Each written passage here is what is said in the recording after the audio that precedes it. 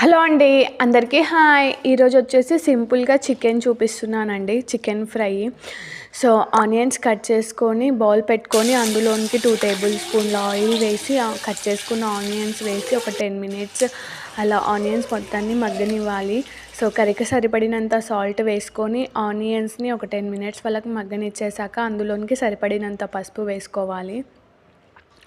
So పసుపు మొత్తం వేసేసుకొని నీట్గా కలుపుకోవాలి.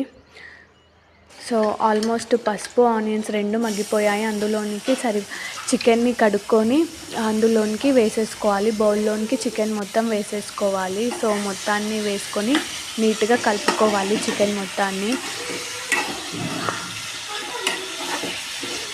సో చికెన్ మొత్తాన్ని కలుపుకున్నాక మూత పెట్టుకొని ఒక 10 మినిట్స్ అలా చికెన్ మొత్తాన్ని మగ్గనివ్వాలి. సో ఆల్మోస్ట్ వాటర్ పోయకుండా చికెన్లోనే వాటర్ వచ్చింది చూసారా. సో చికెన్ మొత్తం ఇంకా వాటర్ వచ్చేసి ఆల్మోస్ట్ చికెన్ మొత్తం ఉడికిపోయిందండి. నేను సిమ్లో పెట్టేసి చికెన్ మొత్తాన్ని ఉడకబెట్టేశాను. సో చికెన్ మొత్తం ఉడికిపోయింది. అందులోనికి సరిపడినంత చికెన్ మసాలా వేస్తున్నాను, సరిపడినంత గరం మసాలా వేస్తున్నాను, సరిపడినంత కారం వేసేస్తున్నాను.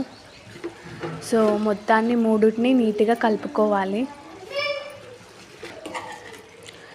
సో మొత్తం కలుపుకున్నాక ఒక 10 మినిట్స్ అలా చికెన్ని ఒక 10 మినిట్స్ మగ్గపెట్టేస్తే సింపుల్గా చికెన్ ఫ్రై అయితే రెడీ అయిపోతుంది. ఇంకా 10 మినిట్స్ మొత్తం మగ్గనిచ్చేసానండి. సో ఆల్మోస్ట్ చికెన్ మొత్తం మగ్గిపోయింది, రెడీ అయిపోయింది. ఇంకా లాస్ట్కి లెమన్ పిండుకొని అందులో కొత్తిమీర వేసేసుకొని ఒక 2 మినిట్స్ అలా వేడి చేస్తే సింపుల్గా చికెన్ కర్రీ అయితే రెడీ అయిపోతుంది అండి. సో టేస్ట్ అయితే చాలా బాగా కుదిరింది.